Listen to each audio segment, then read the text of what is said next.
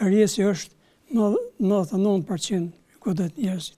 Mangësitë në higjienën dentare dhe konsumimi i shumë ushqimeve me sheqer janë disa nga shkaqet e formimit të kariesit të dhëmbit.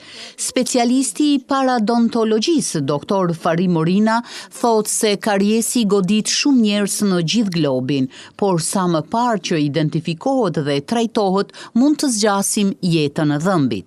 Ky slajd tregon detale dhe shumë bukur tregon mënyrën e zhvillimit të kariesit. Thamë kariesi 99% njerëzimit e godit krejt botën.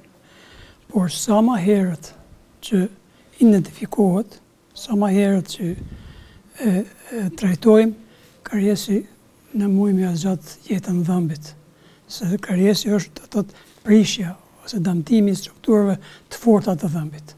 Të fillu prej smaltit, i cili është 96% materie inorganike, veç 4% është materie organike.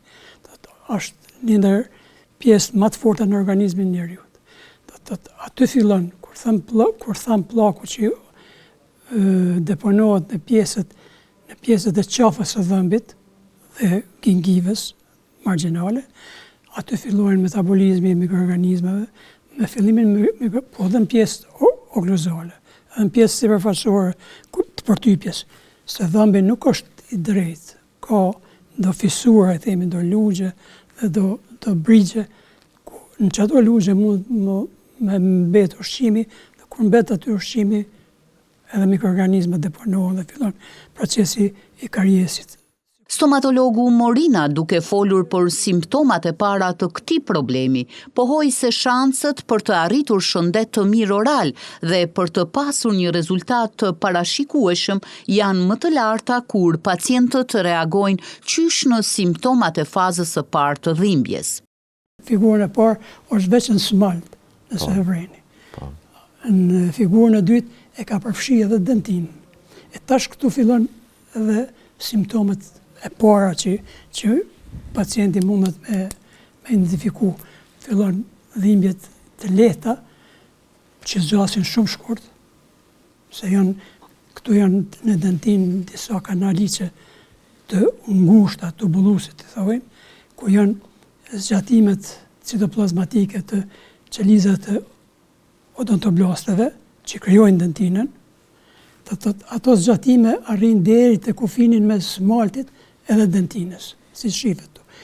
Kur kariesi i atakon tash, ato japin regjistrojnë dhimbjen, ftoftë, nxehtë, ndryshime të temperaturës, omël e tjera, edhe japin signal që diçka nuk është në rregull.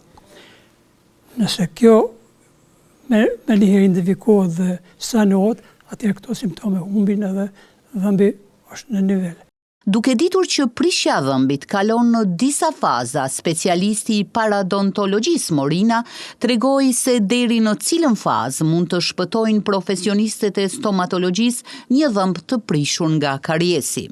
Dhëmbi mund të shpëton pa komplikime, do thotë deri në fazën kur nuk e ka paradontin, kur nuk e atakon paradontin. Deri në fazën e 4. Deri në fazën e 4. Po dhe në fazën e 4 ka raste që do të me një kujdes të mirëfillt që mund të shërohet, se organizmi gjithmonë ka tendencë mbrojtje, e nëse ne eliminojmë shkaktarin, atëherë organizmi edhe këtë proces, në çfarë faze gjendet ky proces, mundet me sanu, me kohë. Mirë po, shumicën e rasteve nuk ndodh dhe dhëmbi duhet të eliminohet. Kariesi dentar është një problem i zakonshëm, por plotësisht i parandalueshëm. Me kujdes të përditshëm, vizitat e dentistit dhe një dietë të shëndetshme, secili person mund t'i ruajë dhëmbët.